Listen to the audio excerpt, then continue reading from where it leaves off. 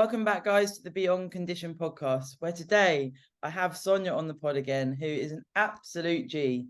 It was such a good episode last time, and I've got to say to you, so many people said to me, she just plays it straight, and I'm like, amen. So thank you for coming back on. I love that. That's what I do. It's hard, isn't it, in life sometimes when you come across a lot of people that are sort of in their own thing and they don't really say how they feel. And this is going to be, pressures, etc., what we talk about amongst other things today. And actually just saying it how it is, it makes life a lot easier. But I think it comes with maturity, of course. Yeah, I think it also, there's like a vulnerability in there too, because before we say anything, right, it's almost like, what will this person's reaction be? And I think that keeps us like, where are we trying to fit in with this person? I want to say something where they like me, or I fit in, or they know that we feel the same way about things, or like, it's normally a connection piece, especially when you're getting to know somebody or on a podcast or doing that kind of thing. And I think what I found through time is like, I am most fluid in conversation when I don't have a filter on, when I'm worried about that other thing, I'm saying wrong words, or I'm hesitant on what I'm saying, or I'm confusing things with other things. And it's like, just be your fucking self, Sonia.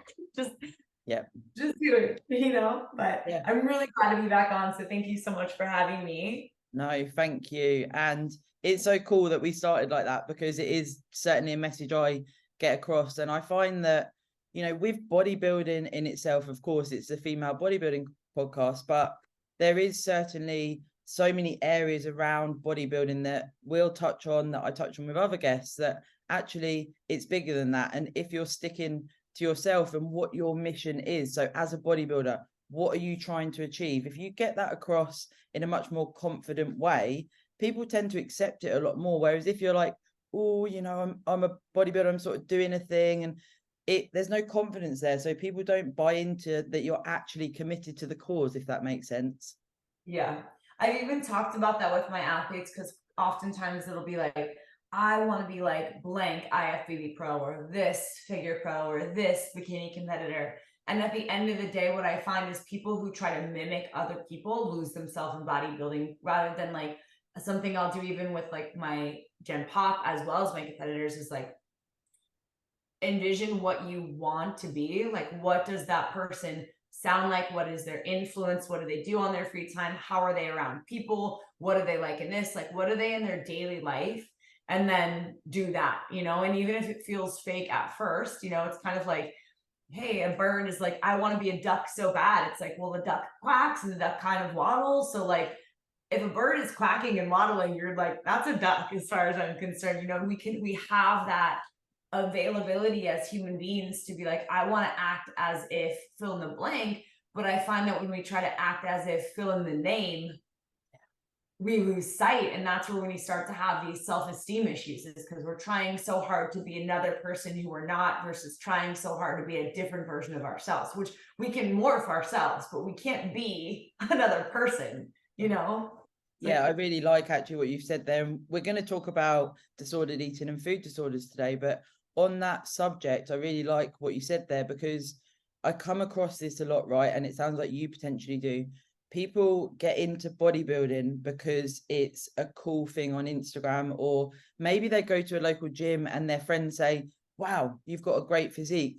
And it can be a big, big shock to the system when you commit to your first prep through other people's influence, rather than, I really want to do this for my own physique development journey. I want to see how far this goes. You're leading from other pressures. And then I think sometimes once you start telling people, I'm a competitor, or even if you compete, once or twice, suddenly it's like you have to keep doing it. But actually, you don't if it's not for you. And it is definitely something I do come across a lot. Yeah, I think that it's very easy to, I think in general, it's very easy. I like to say as women, but I think that men have their own version of this. But our body is such a huge thing from the time we're hitting puberty, even before then. So my daughter's 8, and even last year in camp, at 7, she was like, my tummy doesn't look like the other girls' tummies, and like my bathing suit doesn't fit the way, like they're small, and I mean, she's like kind of jacked. She's got like big thighs. She's a little wellness competitor, this big donker. And Yeah. it's like she doesn't look like that, but that's that body awareness at 7. And so we are just developed through time and environment. And as much as we, you know, an amazing parent can try not to like to have this healthy mindset around food, there's still society and now social media and like all of these other outside influences. So our body as a whole is just something that's so triggering and holds a lot of energy. By the time we get to a place where we're 18, 19 to 20 to 30, wherever you find yourself being a bodybuilder and competing, you've most likely already gone through your fair share of ups and downs with your body. And now you've found a sport about rewarding how X that you look, how lean you look, how big you look, how ripped you look.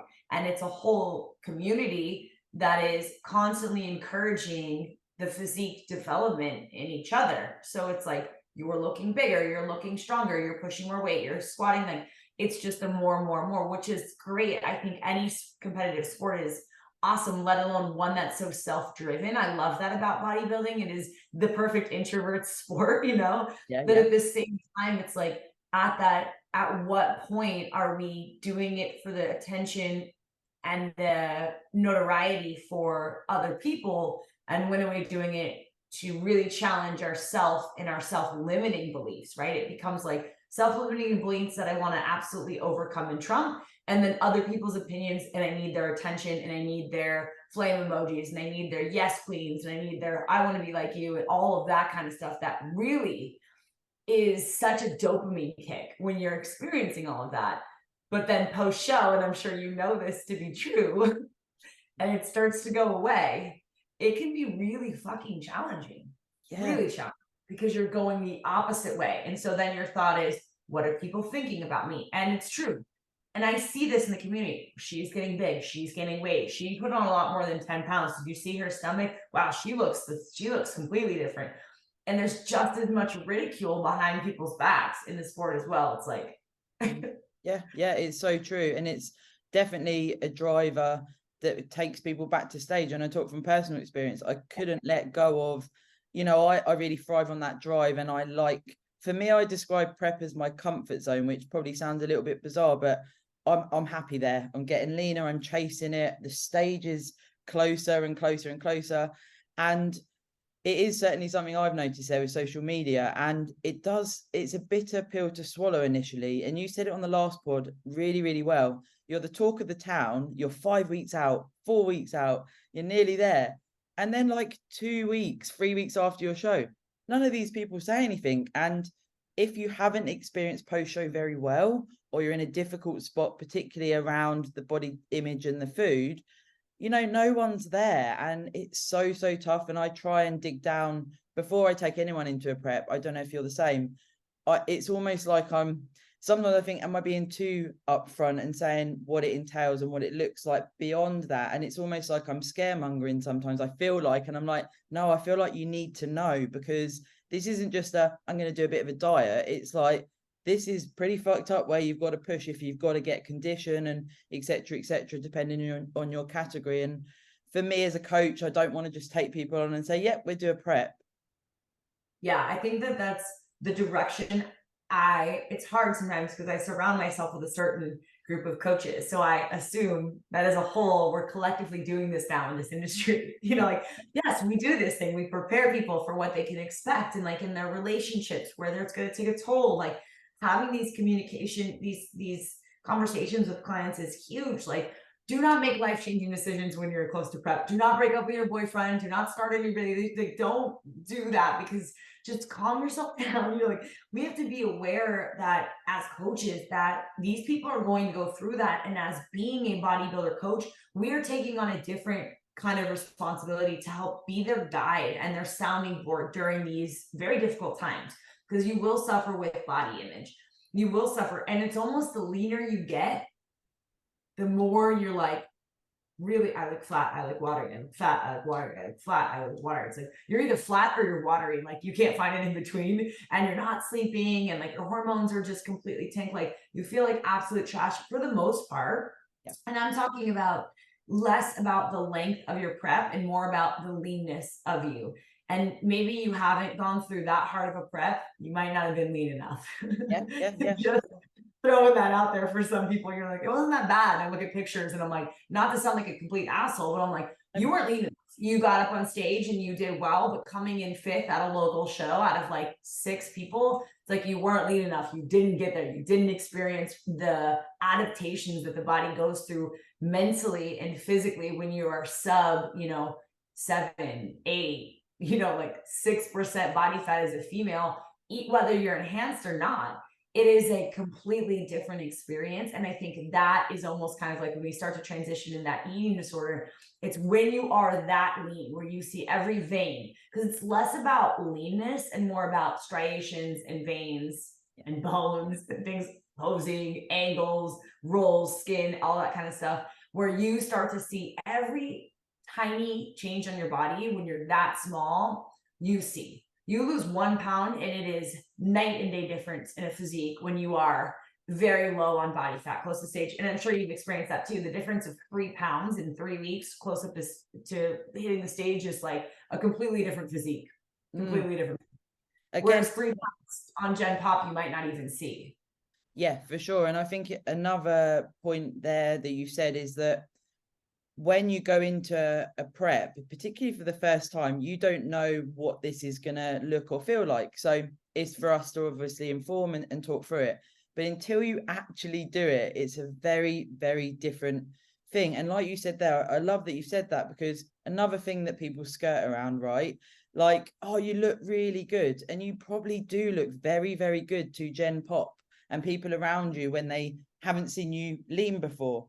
But when you've got to say to someone, look, we may need to do another 8 weeks at this, it's like, okay. And that goes back to why are you doing this in the first place? You've almost got to have this little like cathartic switch in you where it's like, I'm completely giving myself over to my coach, the process, and I'm going to nail every bit. And if it gets to that point where you've got to push for that extra bit of leanness, where it's territory like you're talking about there, is the likelihood that you're maybe going to cheat on your diet? Is there a likelihood that you're going to resent the process? It's going to be much higher if you're not doing it for your own personal reasons. But I think sometimes people don't really know what is my why, if you know what I mean. Yeah. It's so funny because when I look back at my why during the time, now doing functional health and just knowing so much about hormones, I went through a fertility process with my ex-husband, and I was like, we were working towards fertility. I really wanted to have another baby. And my body, I had amenorrhea for like 4.5, 5 years. I was teaching cycle 7 or 8 classes a week. And I was doing cycle on top of that. And I was lifting 4 days a week. And I was also teaching like a shred infrared class. So doing like all of the very central nervous system intensive things that you could do, massive amounts of cardio, fasted, 2 cycle classes, back-to-back fasted, like all the things. They couldn't figure out why I didn't have a cycle. Now looking back, I'm like, I didn't need HRT. I needed a nap and a sandwich. It's like, I needed to chill. Yeah. And I was like, okay, well, since I can't get pregnant, I really want to challenge myself. I want to do a bodybuilding competition. And my ex-husband had done one and he did really, really well. And so I was like, okay, I'm going to do this. And it's funny because I went into a reverse, I got a proper coach, and he took me through a reverse diet for like, I want to say about 5 months. And my carbs got up to 200, which at the time in the industry was very high. Now 200 is like, No, that we can push the female body a lot more than 200 carbs. I got my Gen Pop 50-year-old women eating more than 200 grams of carbs. Yeah. But at the time I was like, oh my gosh, I'm completely ready. And then I started going into prep again, and I did a cut for 6 months, and then I did a reverse for a month, and then a prep for another cut for 3 months. So you're talking about 10, 11, almost a year of dieting, and I was lean. I'll send you some pictures. I was lean. And I think the thing is like, when I got there, I thought I was going to feel a certain way. You think I'm going to be a certain way, but I was almost more neurotic and wound tight, because what I was is an already neurotic and wound tight person looking for something to put my obsession of being neurotic and wound tight in. Like, oh, finally my like anxiety, my obsessive compulsive disorder, and my addict behavior like has somewhere to flourish. And in the time, I thought, this is so perfect for me because I'm so good at this, because I'm so on point and I'm so perfect with my macros and I never miss my cardio and I can't do this and I'll never do that. But the thing is like all of that never, like I put myself in such a fucking box that after I came out, I couldn't eat a meal and not go and sneak and track it. I couldn't even on my refeeds like have like a free meal. I'd be like, you have to give me parameters, because I couldn't just eat a free meal. I was like scared that I couldn't make that decision if it wasn't logged perfectly. It's like you start to really get this like very obsessive compulsive, like it's the perfect place for an addict to breed an obsessive compulsive behavior. It is like the perfect playground. Yeah, So it's That's crazy really, to see that kind of like transition, you know, now looking back to be like, wow, I was already not in a place to prep. yeah. And then I found the perfect platform to hide my eating disorder behavior in. And then I went full fledged into that, which tanked my hormones even more. And then I spent the next 5 years after that gaining weight, still trying to control my food in like this perfect little box, you know? It's like this crazy outcome. Yeah, it's almost like you described there, it's like being in prison, isn't it? And I do liken it to that, because you can put yourself, everything I've ever faced, like you were describing there, has all been in my own head. Like I haven't expressed it till recently, where probably similar to you, you come away from a longer prep and then you're like, okay, so I've got things I need to address here, and you got to take it on yourself to do that and maybe lean on other people, etc. But it reminds me of when I look back at previous preps, I'm like, this little lean person in a prison cell that I've put myself in. The coach is obviously guiding you, but I almost wanted to be there. I wanted to feel like I was suffering. I wanted to feel like, this is what makes a good bodybuilder. And exactly what you said there, it hides what you've already got in you. And you're like, well, this is a sport. This is great because I can label this as a sport. And this feeds nicely into food disorders and disordered eating, actually, because a lot of people, I find, particularly on social media, will blame bodybuilding for, I now have a food disorder, or I have disordered eating or OCD or whatever it may be. And I try and get across with the majority of people that actually there's probably going to be something that you haven't dealt with in your past, say a trauma, or potentially you had disordered eating before and then you've got into the sport and it's exacerbated it. But again, if this is someone listening and they feel like maybe they've got a food disorder, are they going to go, well, no, that's not me? Or are they going to go, potentially, maybe I have got some issues I need to deal with? Yeah. I think one of the most interesting things that I see when talking to clients, because I work a lot more in functional than with prep clients, I get a lot of like post IFBBs, been through the ringer, lots of PEDs, like things like that. And one of my favorite things to do and see as a coach is to watch this like relinquished need for macros and tracking as a statistic, you know, and how am I doing or how much am I eating based on what these numbers say versus like, am I full? Am I satiated? Like all of these other, is my blood sugar regulated? I will typically do a lot of like frontline therapy, which is used in a lot of eating disorder treatment. So like one protein, one carb, one fat, and then like, you know, one protein is 3 to 4 ounces of one of these 12 proteins, and this would be a fatty protein. So setting up a meal plan like that, where they can just say, oh, I'm going to do 4 ounces of one of these proteins today, and I'm going to pick one serving of carb and one veggie from this list and one serving of fat. And I'll do that 4 times a day or 5 times a day, or maybe it's a pre-workout, I'm going to do 2 servings. Like we can move things around. And it really takes some of the anxiety around food, because food now becomes, I need a carb for my energy and a fat for blood sugar regulation and a protein for muscle building and a, you know, like vitamin source here. So when we're starting to use food a little bit more as like fuel sources and blood sugar regulation and muscle building, it loses its like impact of numbers in your bank of macros equals numbers on the scale or something like that. Whatever, there's like, I don't know how to explain it, but I know that you know because you've been there, but there's like this number jail.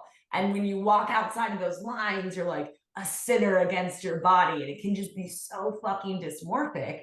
And we completely lose sight that like this is just fuel for our body. And like, you know, Yeah.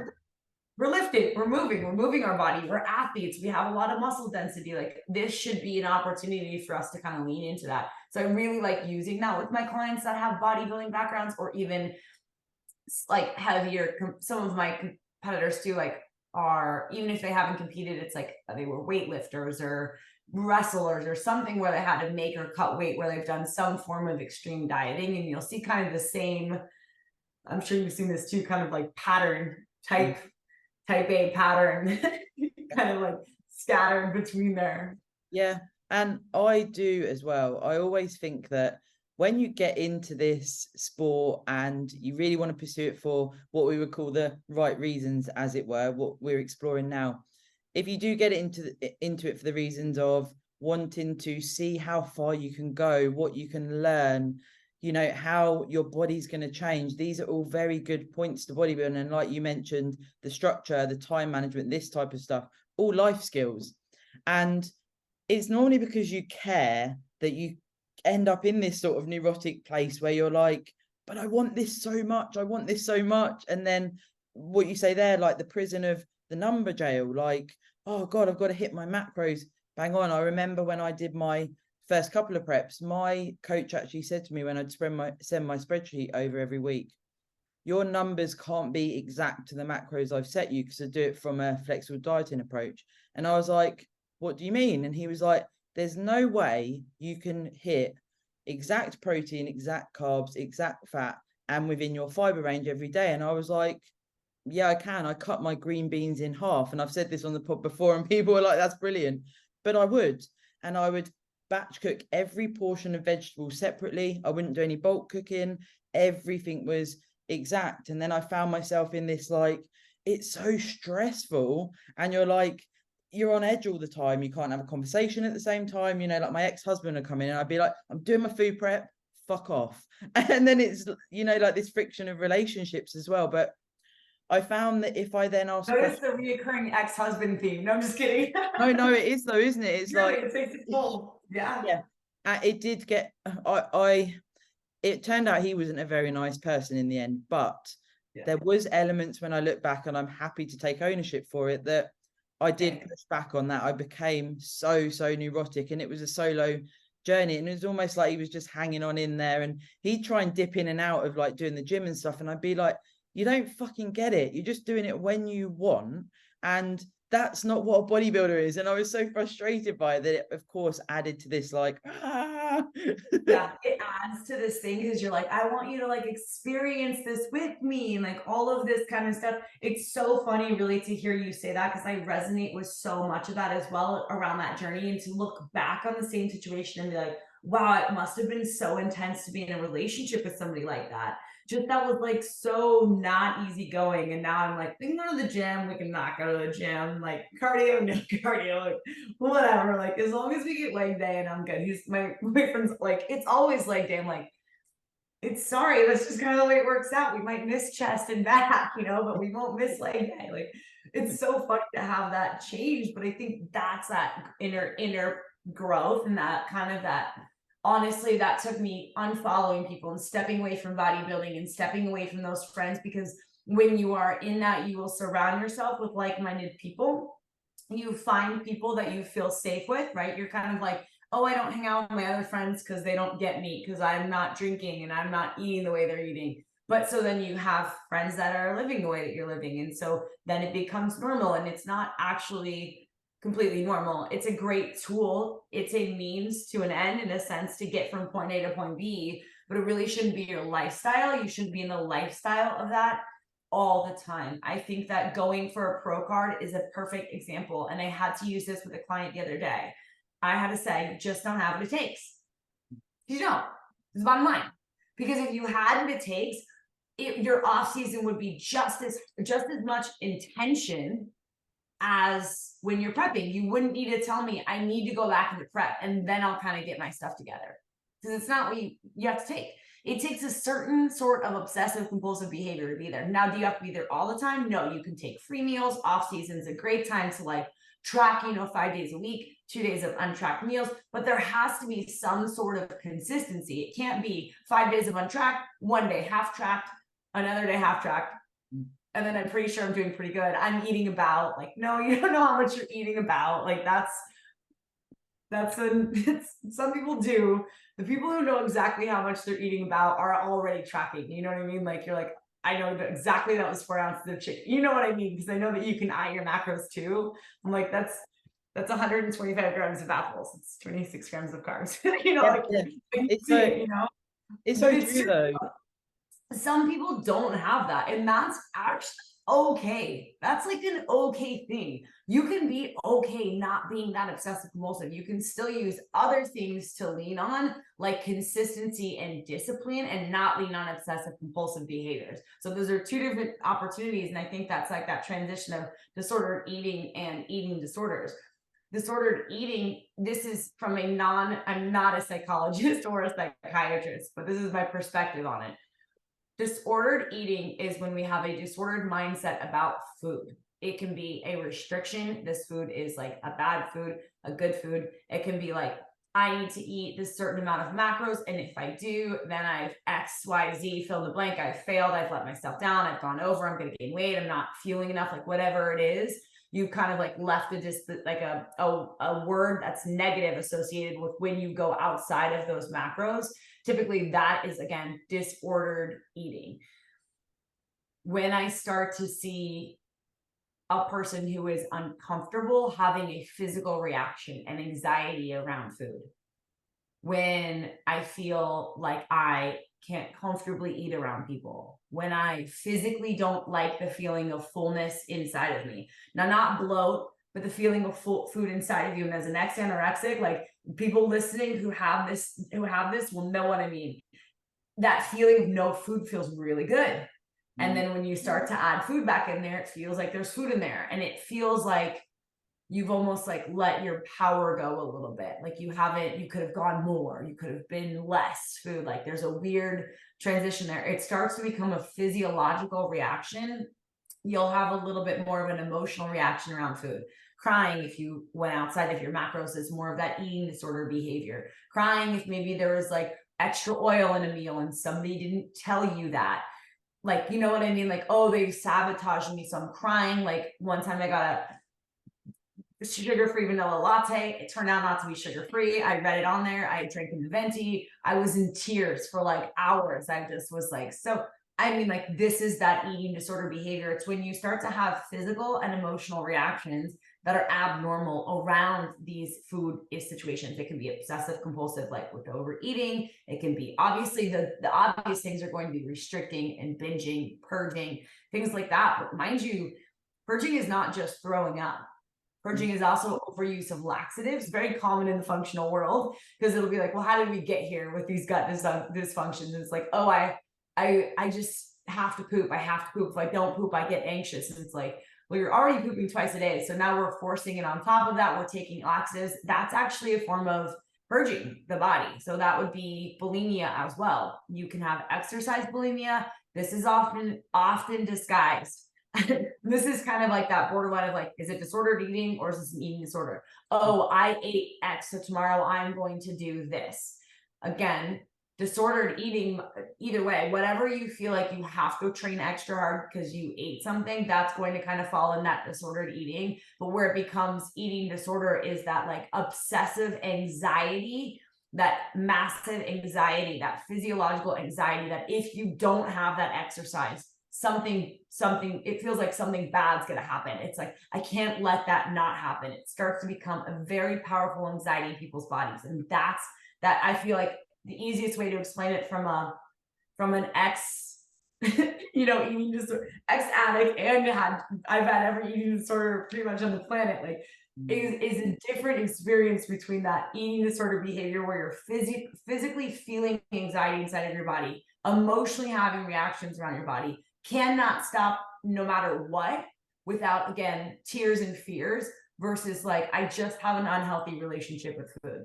And I feel like they can intertwine and really, really close. And so you really have to be mindful of, is this the number one thing that I always like to really talk to my clients about is, how is this what is this doing to your relationship?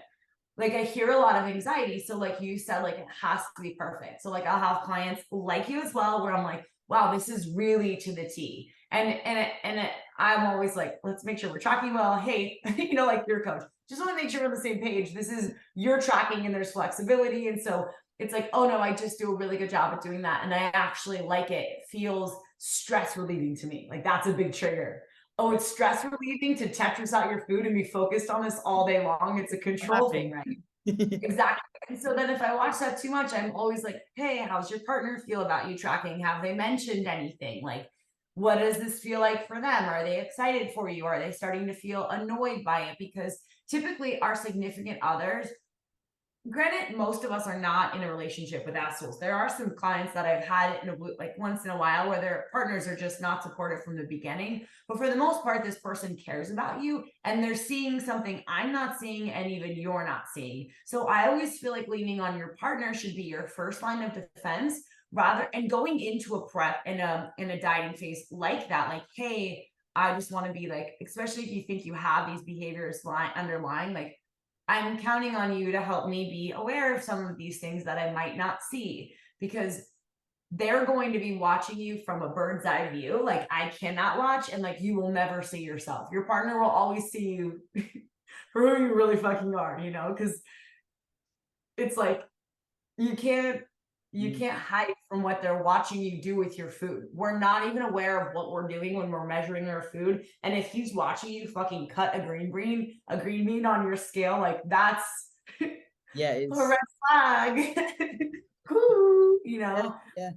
But you don't, like you say, you don't realize you're doing it. And certainly No.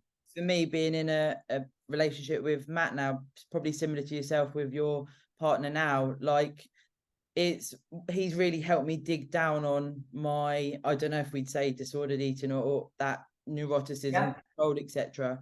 And I did a solo episode on the podcast about this. We went on holiday and he booked it for my birthday as a surprise. And I'd done my show, I'd reversed out, and I was back in a regime which it was very much like prep, and I hadn't realized it. You know, I wasn't having off plan. I wasn't. My coach was like, "You can do off plan," and I was like, "Well, no, I just won't do it this week." And I found myself in this point where it was like, I don't want to gain too much body fat, and in this really weird spot. And he booked this holiday, and he said, "I've booked a holiday for your birthday." And I'm like, I went up to the toilet and I was like, fuck, I'm nearly crying, thinking it's all inclusive.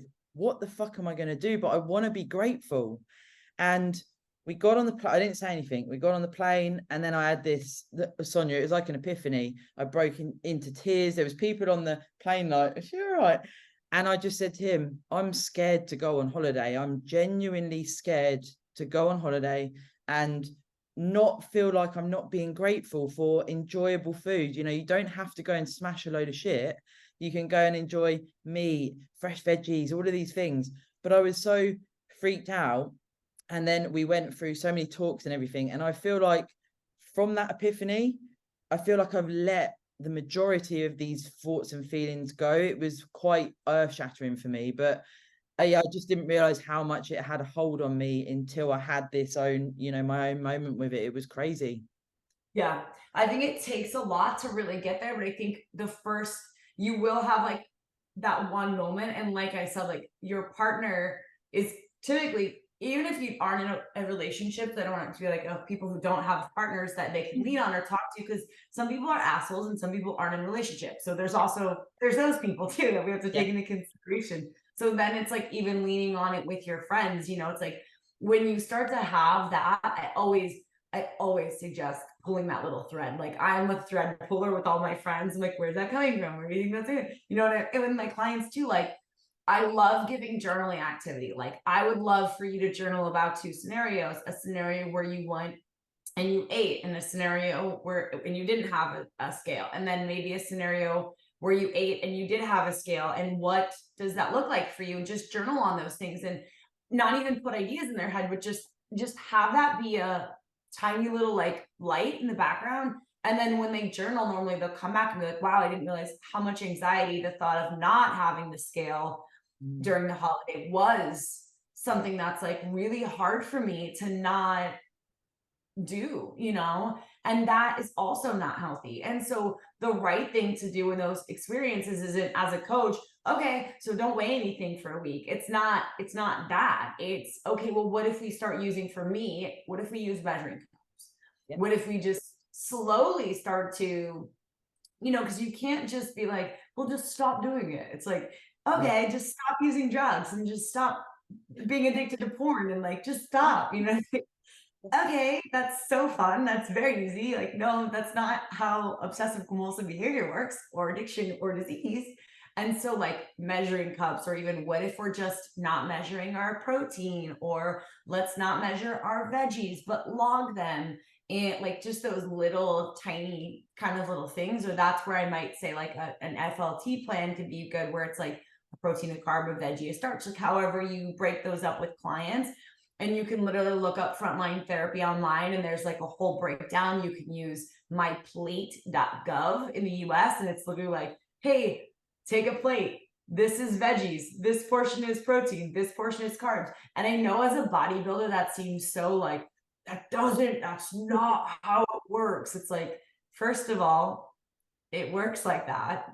I know that we really want to get fucking minute with like calories in, calories out, and macros and this. If we're eating whole foods, I'm going to tell you this: sweet potatoes and regular potatoes don't really make a difference. That 5 grams Love of that. carbs, I love this.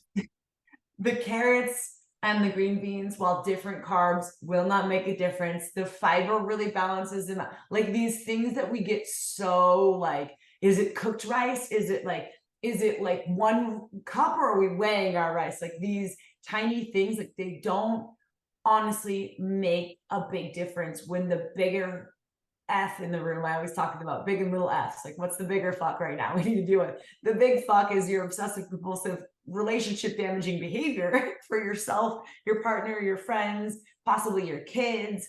That's like the bigger thing. Like, what can we start to like almost go from micro to macro view a little bit, and start kind of pulling back slowly, so we can get this bigger picture? It's so nice now. It's funny, because I was talking to my coach yesterday, and I was like, God, it really is funny, because I do want to go back into like a fat loss phase, because we've built muscle, ran a cycle, like played around with some peptides, and I want to, but it's also the holiday, and I went through such an intensive autoimmune protocol last year that it was very, very restrictive. It really did take a toll on my family, because it was like, oh, can we go out to dinner this week? And it's like, I can't eat, so I'll go sit with you guys. And I'm fasting this day, or I'm doing keto that, like, it was just so particular.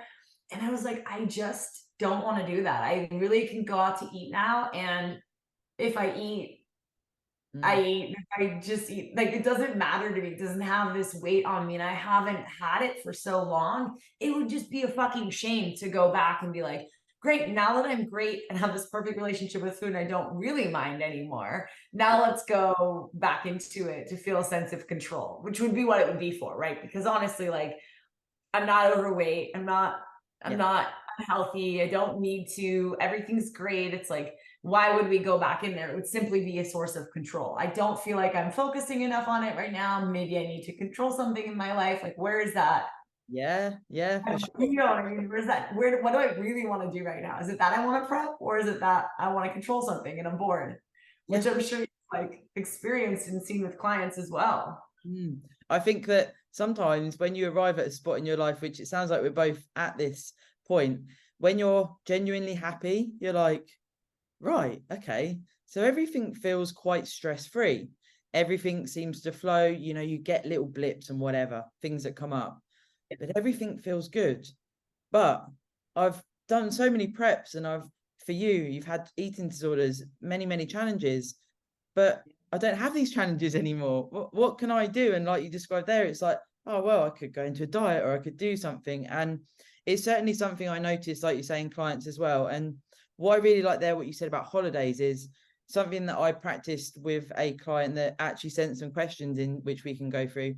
She went on holiday so she came on board with me, and she'd been dieting for like 2.5 years, and she wanted to continue dieting. She hadn't actually got to a point where she was happy to sort of come away from it. She'd gone in and out of diet, like fad diets and things. So she made a promise to me, we'd get to a photo shoot and get to her to a point where this photo shoot was an achievement. We're not looking at bodybuilding prep style type photo shoot. It was like something really good for her. And then she promised me we will reverse out and go into a maintenance phase. And we've really worked on restoring her relationship with food and herself. Now, when she went on holiday, it was just after the shoot, she sent me photos of every meal. Now, I said to her, we can do that, but I don't, if you need a holiday, if you want to relax, you don't need to contact me. It's up to you. But if you want to use the guidelines I've set out, and it was what you're saying there from the FLT plan, without me knowing that's what it was. She said, no, I'd like to send you the photos every day. And she absolutely smashed it. And honestly, Sonia, it was so nice to see her enjoy a holiday, but still stay in a good spot by communicating with me, because she wanted to, I may add. You know, it wasn't me, like, you know, she felt like that was an element of her being able to come away from such a long time dieting, but still stay in contact with me. And we are like family now, you know, it is like that. But I like that example, because when you're on holiday, there's this outcome-based approach, right? Are you going to go on holiday and not track at all, have whatever you want, put on some weight, and then potentially go back onto a diet? Are you going to track a bit, or are you going to track all the way through? The outcome is decided to you. And I always say to clients, are the memories going to be more important that you cannot get again than saying no to every bit of food that gets put in front of you? If this is like a Gen Pop client and it's like, well, actually, maybe 3 or 4 pounds isn't so bad because I've had such a good time. And to the same, like in the same topic of holidays and vacations, and it's really important to know too that like it's not just your holiday. It's probably like your family's holiday, your kids' holiday, your husband's holiday, your partner's holiday. Like you're not just gonna go by yourself.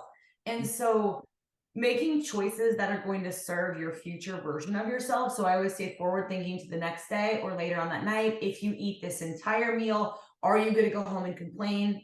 Say that you're so fat, you shouldn't have eaten that, upset at yourself the next day, in the gym working out the next day. Because if you are, then do half of that. Have one drink, half of a dessert, split a plate, do this. You can do things to enjoy, but also not overindulge, because also when you are coming out of a restrictive behavior, sometimes it's a hard place to regulate restriction over eating. So really forward thinking, like, well, what is going to make me feel the best, physically feel the best, so that I'm not also complaining. And because nobody wants to do that either, right? And I'm sure you've done this before. We go and we eat a meal and afterwards like, oh, I shouldn't have eaten that, I feel so fat, I didn't want to do that. Oh, the next day I don't want to get my bathing suit, like I just shouldn't have done that. And that's also like that is disordered eating. Like that's also eating disorder mentality, but it doesn't mean you necessarily have an eating disorder, but it's also damaging for your relationships.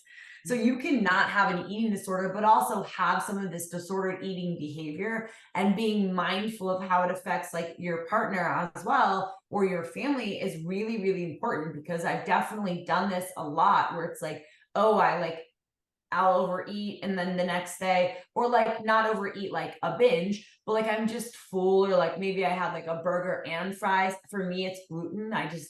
My whole body changes when I have gluten. Yeah, And very. so like, oh, and then I don't feel good the next day, and I shouldn't have done that. And oh, this is that. And that can be really negative energy towards yourself. And then the choices you make later on that day. And that is kind of like a cyclical reaction as well. It's like a domino falling. So when you're on a holiday, I like what you said, where it's like having that accountability of like, oh, I'm sending this to my coach, does make you kind of make a little bit better choices.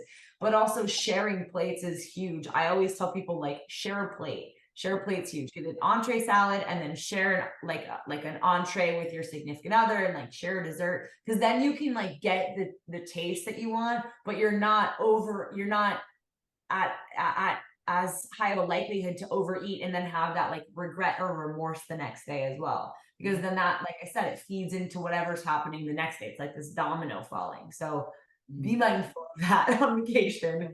Yeah, for sure. I love what you said there about the salad. Every time she sat down for a meal for sort of lunch and dinner, I'd say go up to the all you can eat buffet and get plenty of, like, you know, your lettuce, your tomatoes, your cucumber, which is foods she enjoys. So sit down with that, have a little protein serving, eat it slowly, talk through your day with your partner, etc. and then let it go down a little bit, have a drink. Then we go up for the main, and we go for your veggies, your proteins, and a carb source. If it's a fattier, say you have salmon, so in dinner we'll go for maybe a lean meat. And it's about that education. And certainly for Dee, it was, when she came on board, it was building the trust with me as a coach. So like I say, she'd been dieting for like 2.5 years, and this was on and off, like those phases of doing something like a Weight Watchers, where it's all, you know, points and everything else, and there's so many different ones. Then it would be a period of potentially going into like binge type behavior. Then it would be the next diet, and then it was sort of this cycle that she'd been through. So she came to me and she was very lost, and you know, she's happy with me talking about this on the pod. I wouldn't ordinarily go into this much detail, but it's an inspiring story because she wasn't able to let go of the dieting until we had that goal of the shoot. She had the trust with me, and we could build good habits around eating. And she was still in that body X amount of stone away, and she still had days where it's like, am I this actual person that's pretty lean? You know, I walk around feeling comfortable. And it takes trust from the coach, and we as coaches, we need to be there to answer these questions. And I don't know if you come across it, but there are coaches that won't answer questions. They don't want the data, they don't want all of the information. And certainly for me, that's the whole point in coaching, for sure. Yeah, I think that element really gets missed. Yeah.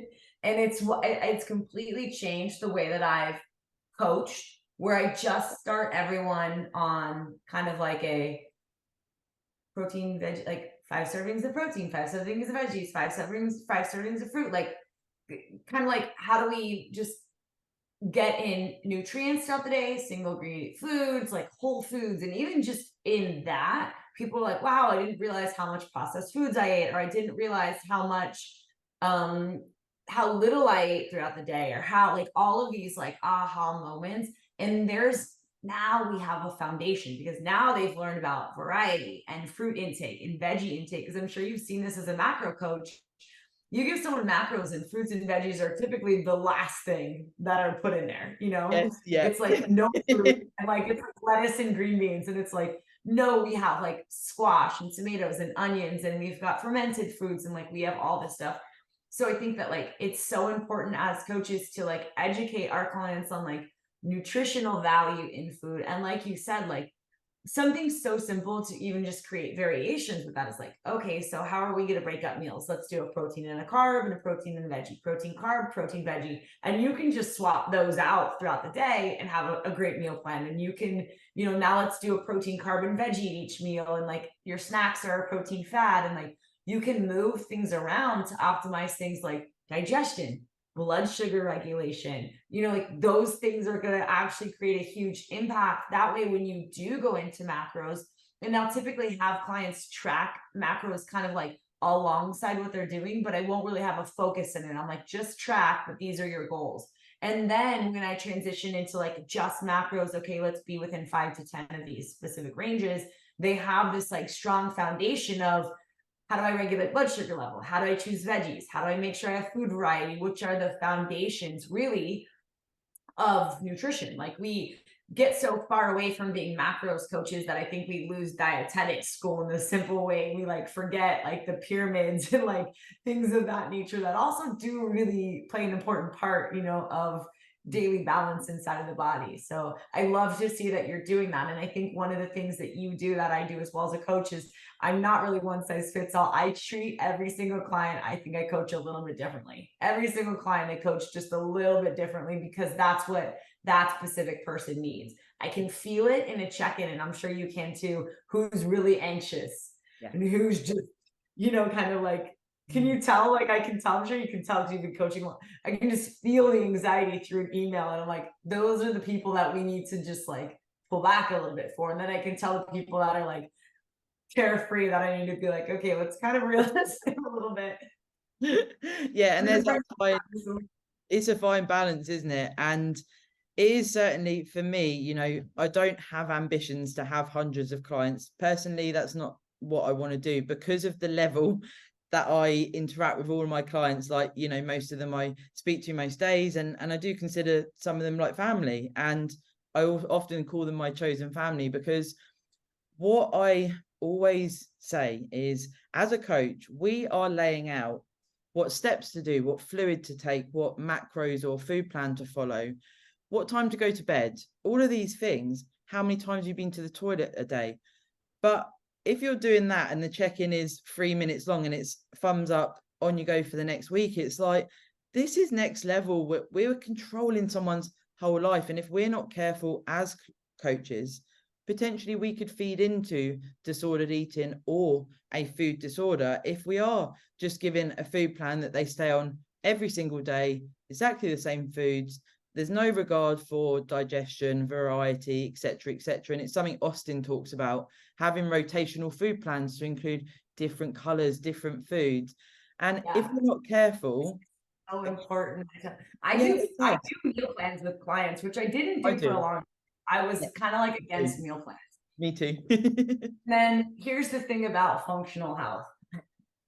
Sometimes you really have to remove some of the variety to get some of the change to happen. And like, just if I have a client who's coming in who's perimenopausal and we have a gut protocol and I give them macros, 3 months later, we're still going to be trying to figure out macros. You know, it's like it's almost like the not right gradient. But so what I do as a coach is every, 2 weeks, 3 weeks, I change the meal plan. I actually just take it and I change it, which takes me 10 minutes at the most. Yeah. At the most, 10 minutes. I mean, you start to be good with like how you're moving things around. Like, okay, like I'm going to do, and I always do this, what fruits and veggies are in season, right? Because those are going to be less expensive, the most organic, less processed, less GMOs, the good, easiest to find. Great, organics or avocados and peaches are in season right now. Adding those in, like, okay, we got squash is back in town, which I love squash. Me too. It's like, okay, now we're doing all the squash meals again, and like making that variety so they start to understand too how to put meals together, because anyone can put broccoli and tilapia and rice together, and with olive oil, anyone can do that. But that's not longevity. Like it's teaching them that you can have like ground beef with pasta sauce and chickpeas. Like my gut protocol meal plans now, I'm like, these are delicious. I'm like, these are on point right now. And I like really take the time to put lots of variety in there, because I think it also teaches people like, oh wow, I can have more than 3 ingredients in a meal, I can have chia and coconut, and I can have some raisins, and I can have like, you can start to add a lot of variety in there. And this probably more variety tastes better. Like we have more stimulation in the senses. We're going to have more continuous like engagement in the meal plan as well. It's going to be better for digestion if they enjoy the foods that they're eating. And for some of these Gen Pop clients that have never really engaged in a meal plan or a healing protocol like this before, the fact that they enjoy their food and they're having fun with it gets this buy-in. Yes. They're excited about it, which is really important. It's so important, and it gets missed. It's like macadamia oil, cream of rice, and protein powder. It's like, that's not a meal for a Gen Pop client. It's a bodybuilder meal that you've grown to love, but your mom doesn't want to eat that, So your mom's like, what the fuck is core? It actually, Dee asked, it's something I spoke about on a pod before, talking about core. So I have a bowl that I like a certain bowl for my core or my oats. And all of us yeah, I spoke about this on a pod about, I always have long handled teaspoons with me. I always have this bowl, which I didn't bring to Thailand as a bit of a test for myself to see if I could evolve away from the bowl that I'd had for 10 years. But she said to ask you if you've got any like certain utensils or, things like that you use, because she finds it really interesting. Yeah. So for me, it's the spoons. I have baby spoons, and it started in prep for my cream of rice. And it's kind of carried on. And then I have ones that are like kind of like oval shape. And I've actually become quite a spoon thief. It's not I do this. something I tell a lot of people, but the truth is I'm a little spoon thief. And when we travel and I see a unique spoon, I normally might take it. So I have spoons from like all over Mexico. Every time we vacation, first class, I see a nice spoon. I'm like, this is coming home for me. And they're like my cream of rice and yogurt spoons. I've moved away from my bowls, because when I moved in with my boyfriend, he's like, these bowls you've got 4 bowls and none of them match, because I've got like my meal bowl and my salad bowl. So it's so funny how you said, as soon as you said my core bowl, I know exactly what you're talking about. And my spoons, like I've got like peanut butter spoons, and then I've got like yogurt and cream of I rice have as spoons. well. Yeah, it's just so particular, you know. I think it's I love it though, and actually, I think when I spoke about it in the pod, I was like, if you can notice things like that, like you like to eat a certain way, right? Or Matt mentioned you might want to eat in a certain spot in your house because that's where you can, digest better, you can sit and be present with a meal, etc. And I think that again with the sort of disordered type thoughts, if you recognize, okay, I like this spoon and I like this bowl, is that really a problem? Okay, if you can't eat without that certain spoon, that's a problem. So it it's doesn't give you anxiety. If you're like, I just like it, but I don't really care, I can go and do it without it, no yeah. big deal. Mm. But I would say the key to preventing some of this obsessive compulsive behavior coming from an ex-addict who like really has leaned into every obsessive compulsive side of life, whether it's work, relationships, like whatever, is not letting it get to that point. Is almost like creating variety and creating like more less of a playground for that obsessive behavior to kind of flourish, like maybe I'm not training with a training book for 4 weeks, and then I'm training with a training book for 8 weeks, and then I'm training, like where can I let go of these, like almost kind of like an interval of like I can be focused and disciplined in track numbers, but also I cannot do it, like does that make sense? Yeah. Like I can track macros, but maybe I have 2 days of untracked, or I like this meal, but also I'm going to challenge myself to add 2 different versions of breakfast in this week, or like creating that variety in there to kind of keep you from being so structured. Yeah. Yeah, because actually, so you've said about you've had food disorders in the past, and something that Dee also asked about, how did you sort of come away from them? Was there certain steps for you to get to this point today? I know we've sort of touched on them today, but was there like a clear path that you could talk us through? So the thing about my eating disorders is I always had an eating disorder and a drug addiction. It's a dual diagnosis, but I was always treated just for my drug addiction because it's the obvious of sorts and it's the least hard to disguise. Yeah. And this is actually really funny because I called treatment like one of my last times I was in treatment out of many, many times. And I was like, hey, like, I think maybe I also have an eating disorder because I'm like also trying to always lose weight and do these shots. And like, I was very highly addicted to oxycodone at the time and on methadone and Xanax and like all of these things. And it was like, oh, we have to go to detox. And they were like, we have a dual diagnosis program. And I was like, yeah, I think that like maybe this is what's been holding me back because my fear of getting sober is always my fear of gaining weight. And then to control my weight, I do some sort of diet pill. Then I end up on cocaine and then a stimulant and then right back where I started every single time. And I'd been to like 14 treatment centers at this time, and I started my drug addiction with stimulants at age 14. So very, very young age. And so, and this is funny because I get there and they're like checking me in and they're talking to me and they're like, oh, talking to me about the program. And I had come with my own peanut butter. This is before Peanut Fit. And I used to get my peanut butter and I would drain the fat. And every anorexic girl or lots of eating disorder people, not every, peanut butter's a thing. Yeah. It's just peanut butter's a thing. It's just it's the thing. I can't explain what it is. Just a thing for people with eating disorders. I would put paper towels in my peanut butter and put it upside down. And I would do that for like a week. And then I would eat fat-free peanut butter. And so this was before PB Fit. And I thought it was brilliant. And I came into treatment with what? I've never heard of that.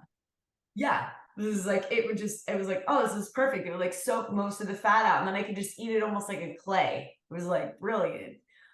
So I came into treatment with 3 of these so that I would have them while I was there. And they took them away. And I was floored. And I remember being like, I don't have an eating disorder. I'm totally fine. If you could just give me my peanut butter back, everything will be okay. Like, we're fine. There's a little bit of a misunderstanding in the intake. Like, I totally don't have this problem. And they were like telling me that I like have to eat and we all have to sit at a table and we have to be accountable for each other's food. So like here's my food, here's what I'm supposed to eat, and then your partner checks it off, so you're accountable for each other's food.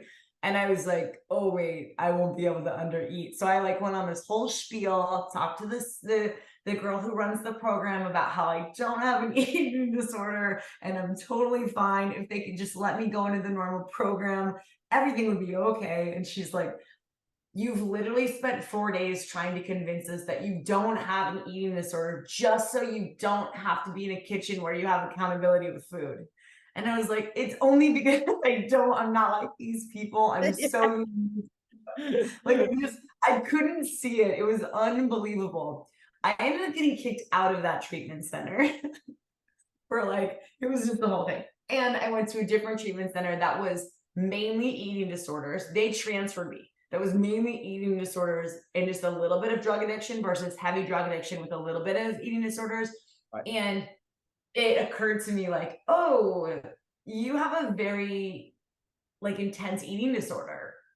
And it's all around restriction and binge eating and nighttime eating, like all this kinds of stuff. And when I started to really look back through time, it was really the catalyst for like every relapse was anxiety around gaining weight, trying to control, trying to undereat. And so when I went through that treatment center, I actually I started, I think I was there for 3.5 months where we did basically like an FLT, and I wasn't really aware of how many calories or anything that it was.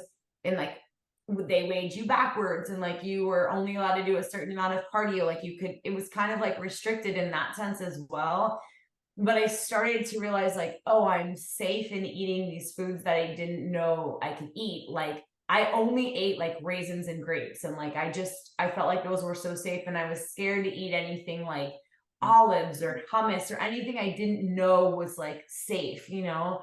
And so really starting to have that like open relationship with food was awesome. But it really wasn't until later on in my life when I discovered macros, after like, of course, having a series of restricted meal plans and finding a bodybuilding coach, like all this kind of stuff, that I started to realize like food has an energy balance. And that's really where I think it was kind of like the combination of like understanding first this frontline therapeutic way of thinking about food, and then later in life understanding that like, oh, I can have a bagel or I can have potatoes, and honestly they're the same thing. I can have an apple or I can have a slice of bread, and they're not quite the same, you know, about fiber and everything, but like they're okay. I'm not going to instantly gain weight if I eat a sandwich versus if I eat a salmon teriyaki bowl. Like that salmon teriyaki bowl actually has more calories than the sandwich. Like that realization about food was really part of it. So it wasn't necessarily one thing. I think it was a series of things that have kind of like gone through Yeah. that. I think as well, sounds like you're maybe a bit more kind to yourself, which is part of a healing process. Absolutely. I mean, anything that I spent like nearly 15 years in between just switching seats on the Titanic in between drug addiction and eating disorders. I think you do, when you eventually come out, you do have a different kind of awareness. I always tell my clients, you're not getting anything over on me. I see it all because I've done it all, you know? But you have this ultra awareness about like small things that could have possibly been like a trigger in the past. Like, oh, was this something there? Excuse me. Does that make sense? Like Yeah, that totally. I think kind of like where you're at now too, even like that. yeah. Why do I need Yeah, I think trigger is a very good word as well. Certainly, from what I see with clients and even talking to other bodybuilders, of course, I talk to people through the podcast and things, and it shows and what have you. Now, two scenarios that I'd like your sort of input on. So one is where on social media, there's this sort of clickbaity stuff. So it says there's a reel and it's someone saying, do not have these foods, but there's no education. There's no reasons behind it. They're actually quantifiable. It's just say, do not eat cookies because they are bad. Now, for me, there's certain scenarios around this.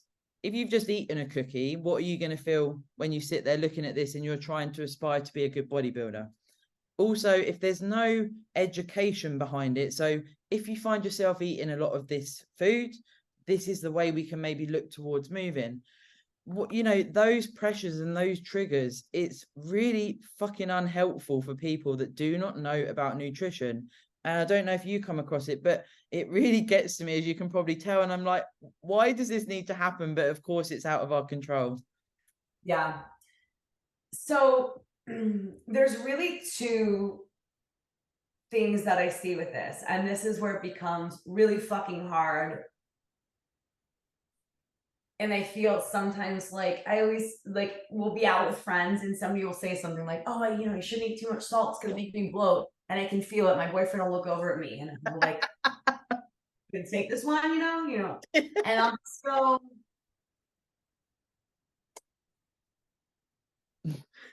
And I put my cup back down and I just let it go. Because sometimes it's so much to explain, like for us, it's years of education and mentorship and programs and like all of these things. So it's like, of course, it's not because it's a cookie, it's because it's low in fiber and it's higher with sugar. And if we didn't have a little bit more fat in there or fiber, maybe it wouldn't infect like the blood glucose so much. Like there's so many caveats to that. But even to explain blood sugar regulation to somebody is so sort of complex. I mean, there's a lot of educated people I know that don't understand glucose in the cell. It took me a while to really be able to explain and not just mimic. You know what I mean by that? Yeah, Mimic versus mitochondria is the powerhouse of the cell, and like really explain what a on mitochondria is. Google. Yeah, exactly. You know what I mean? Like actually understand it, how insulin and how glucagon and how those things work inside of the body. Mm. To explain that to like a gen pop or even a beginning bodybuilder is so crazy. And the truth is, about 30% of those people don't actually want to know the detail. They don't want to educate. They just want to be told what to do. Just tell me exactly what to do and I'll do it. I don't want that kind of client. I don't want a client that just wants me to tell them exactly what to do. I want a client that wants to learn alongside of this process of how and why they should be doing it. I'm a why person. I'm a question asker. Like I'm like, in all the conferences, I'm like, well, I have one more question. Just one more thing. But I think that's how we get the furthest in life. I think question askers get to the furthest places in life because they ask questions. Think about a relationship. Yeah. Your partner asks questions about you all the time, like, and you ask questions about them, and you're constantly questioning and communicating. Like, you're going to be into a depth with each other, like so much more than a surface level. It's the same thing with your nutrition. The more you can ask questions and really get down to the bottom of it, the better off you're going to be. The people that are like, I don't actually want to know, I just want the quick fix. There's a lot of people like that, and that's why. I mean, we want to bash Western medicine so bad. And I see this online. Oh, they just want to give us a pill and they just want to do that. Well, I have a client who's actually an OBGYN, and she's like, it's funny because I kind of agree with that. But at the same time, 80% of my clients, I will tell them that they have to start eating more fiber and more fruits and veggies. And they will say, well, isn't there just a pill I can take instead? Yeah, it is. It's that almost, you can't go past a billboard outside without food. You can't, it's almost that like predisposed, isn't it, that lead to these sort of people that we're describing here that want the pill and they want the quick fits. And I guess from what you're saying there as well, actually, that's got my mind thinking that if you do see these reels and things that say, do not eat this, maybe you're the type of person that does respond to that. I guess it's the hard thing about being that kind of person is every camp will tell you something else. And that's where you spin your fucking wheels. And it's I'm on semaglutide, but also I'm keto, and also I'm doing cardio, and also I'm doing that. And also I only drink Trulies because they only have 2 carbs. And it's like, you don't get it and you're not losing weight. And what you don't get is the reason you're not losing weight is because you're shitty sleep, because you're waking up early to do your cardio. And you're not cheating because of your semaglutide, which is backing up your estrogen. And now you're estrogen dominant. So like, I can see it, right? You're like, I see exactly what this is going to be right here. But they can't see it because they're just quick fix, which I think sometimes it's that same thing of like, I know I need to do something different, but I can't let go. And one of those things I tell people is it's not fucking working. Like, you're like, I can't not train 4 days this week. Well, your body hasn't changed in 6 months, and you just told me that you gained 20 pounds in the last year doing what you're doing right now. So why not at least enjoy eating more food, doing the same, not doing what you're doing right now, sleeping more and training less and eating more food. I mean, worst case scenario, you don't lose any weight, which you're already not doing, you Yeah, know? And yeah, you know what, how that works out? They end up losing weight doing that kind of stuff. So it's kind of like it's a real battle, and I get it. I get that, like, there's so much of that clickbait out there, but it's at the same time, it's like some people just don't yeah, yeah, want to know. They just want to be told because they just want to, like, I don't, it's an anxiety. It's almost like I just want to be skinny. I just want to yeah. get there. You know, it's like I don't want to have to do any work for it, you know? Yeah, for sure. I think as well, on the other side of the coin, when we link it into like the sort of food disorder stuff, if you do see something of this nature, then first of all, it's probably something you're maybe putting in your search bar. Of course, we need to highlight. But if you do see something like this and you have just eaten a cookie and that formulates into a purge or something like this, it's, it is definitely trying to dig down on, should you be looking at social media so much, should you be searching certain things and trying to come away from those influencers, because like I say, we Yeah. can control them, but they're real fuckers sometimes, because also it's those influencers I find that say, try this 0 calorie sweetener on everything. And this is why I'm ripped and I'm a natural athlete, when they're fucking smashing PEDs and they don't even have the sugar-free syrups. But someone sees it and it's this type of person, isn't it? It's like, oh shit, I can get really lean here. I can look ripped. That I've person's seen natural. dumbest shit, you Yeah. know? This is why Greek yogurt daily helps me lose weight. And if you struggle with weight loss your whole life, this is why you should do it. And the hardest thing is when I see somebody who's never been overweight saying, this is what I've done to stay not overweight, and you should join me not being overweight. It's like, listen, boo, until you've crossed over 130 pounds, maybe you shouldn't be telling people this is how I lost weight and stay so lean, because genetically you're an ectomorph. Like, we also have that crowd too. And you're like, really? Really? Were you ever? I want to see these overweight pictures. And they have like one picture where they were like a little bit bloated after a party. And you're like, that doesn't count. Like, that doesn't, it's not the same thing. I see and I'm sure you do too. I see the craziest stuff. And the hardest thing, like the thing I just try to remember, because everyone will be like, send me stuff and they'll be like, can you believe this person's saying this and this person's doing that? And I'm like, let's just remember when you were that person and you didn't know any better. You know what I mean? Because I have to kind of remind, because I have some mentees that I mentor, and like I've got, friends and stuff. It's like, we were there too. I was there too. I used to tell people, like, I used to put them on a meal plan, and it was like basically no fat and like just protein and carb. And like, we were all once believers of whatever we believed in, and we thought we were doing well. Generally, these people think they're trying to help people. They just spend more money on promoting their ads versus deepening their education. So it just comes out that way. And it won't stop, because we do not need any license to do what we do. Anybody can get online and suddenly become an online coach and an influencer and a hormone specialist.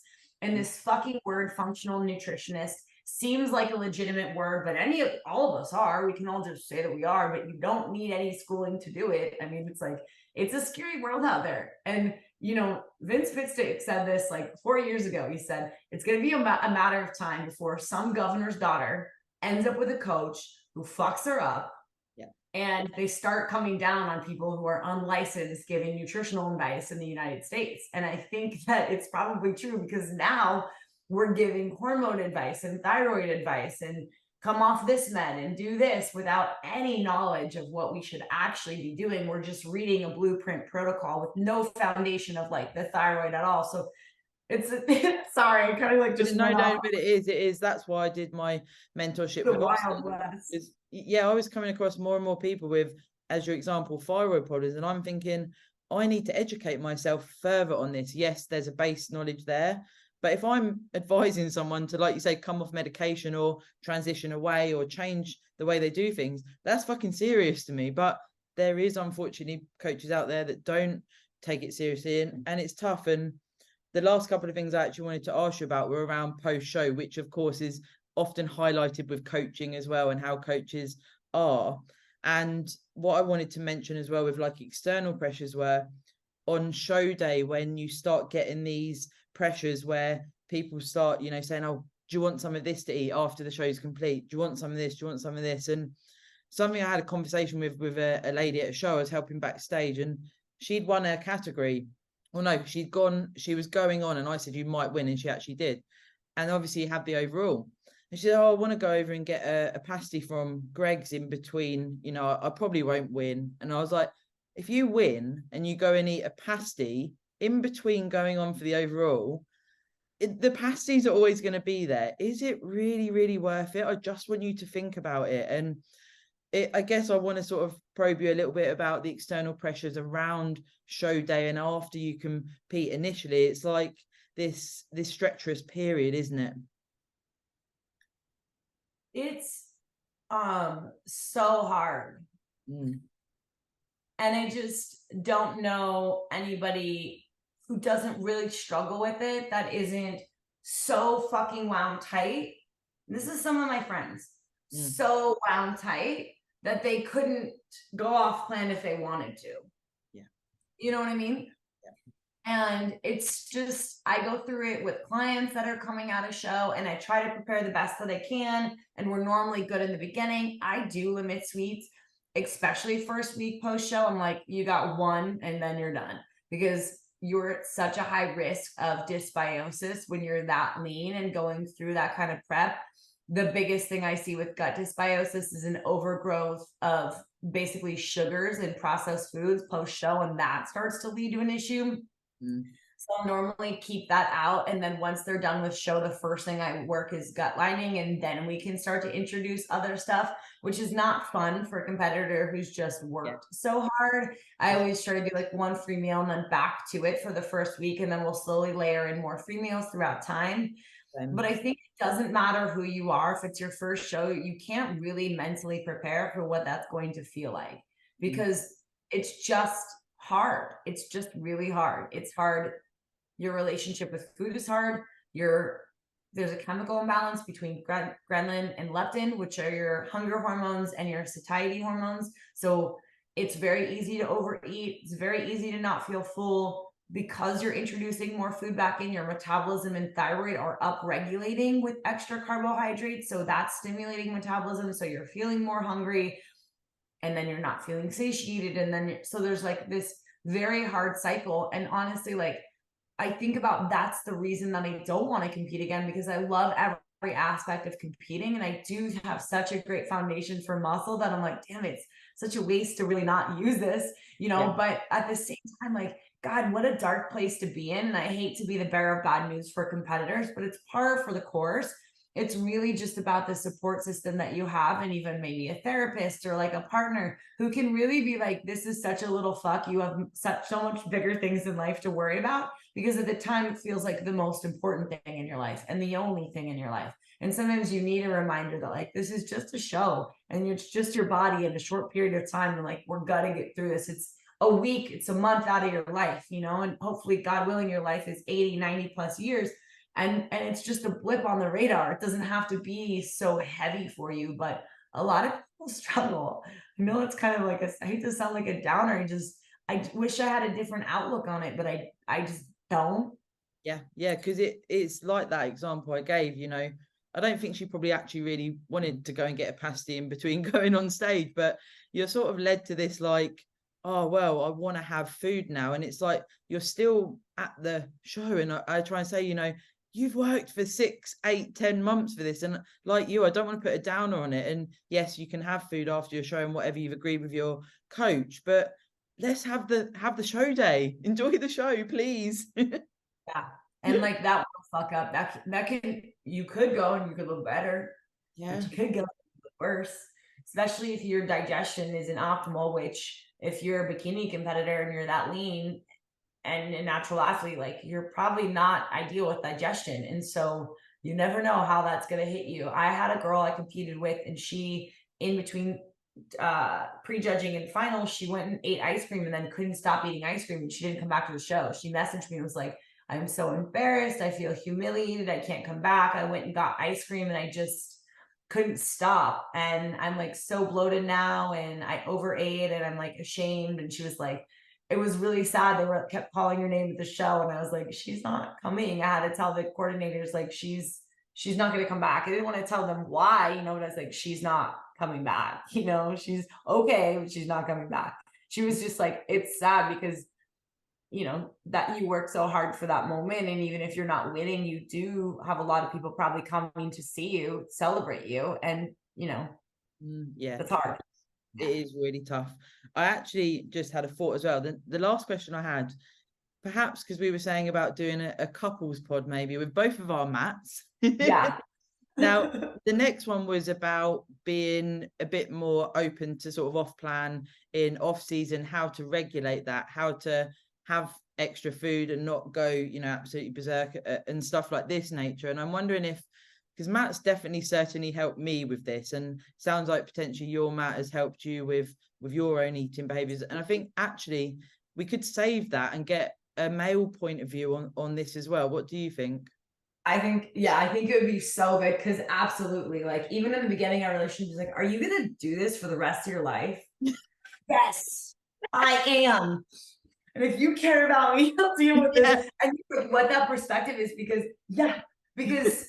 my Matt's not a bodybuilder. You know, I mean, like, he gets into the gym and he lifts and stuff, but like, that wasn't I mean, when we met, it was just like bar hopping and Harleys. So like now it's night and day difference because now he's like, we gotta hit the gym. We gotta hit the gym. Like my protein shakes, my liver detox, my like, where's my like, you know, like where are my hormones at? Like we need to retest, you know. Like it's really great to see that transition.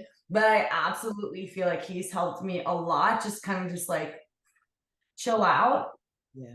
And like, oh, this is okay. I'm like, okay, I'm gonna have to start to be normal. You know what I mean? Yeah. Ooh, I'm gonna have to start putting my crazy girl away a little bit. But in reality, it really helped me. So I think that would be a dope podcast to get that perspective as someone who's like, because he didn't go through prep with me, he went through the OID program with me, which was even longer and harder than prep. Yeah, I do. I definitely, it just came into my head when I read the question. I thought, actually, I think this could be quite good. First of all, from a partner's point of view, because you've touched on that today as well, but also what that's like from a male trying to sort of approach a female, and if they've had maybe things they've come across with food, because we often think it is just females, and of course it's males as well. So I think that would be super, super cool. So that's that's a cliffhanger, guys. Sorry, but dun dun dun. Oh, thank you so much for today. I always know it's going to be so good with you, and it Always is a great. yeah, it's so refreshing because we need to get that information out there from an educational standpoint. We're not TikTokers, we are real life people, and we care about our clients. Yes, that's 100%. It's absolutely true. So thank you again for having me on, and looking forward to that next episode. You have to go and tell Matt and get him to get his blue light blockers on, and I will do the same. I will. Give me go read. Thank you, All right. Sonia. Have a great rest of your day. Bye. Bye.